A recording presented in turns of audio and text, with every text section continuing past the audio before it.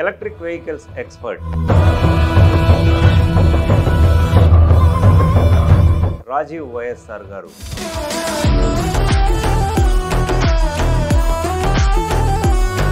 ఇండియాలో ఎట్లా ఉంది పొటెన్షియల్ ఈవీస్? ఇండియాలో జనరేట్ చేసినటువంటి డెవలప్ చేసినటువంటి వెహికల్స్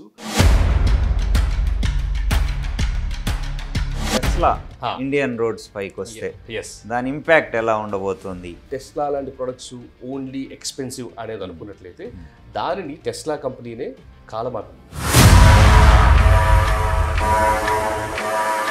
2030కి మీరు ఎలా అంచనా వేస్తున్నారు ఈవీస్ పర్సంటేజ్ అని? 2030 కల్లా ఓవరాల్గా చూసుకున్నట్లయితే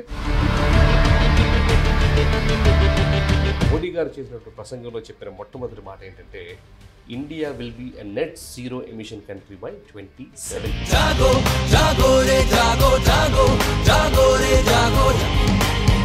గేమ్ చేంజర్ ఆదివారం రాత్రి 8:30 గంటలకు.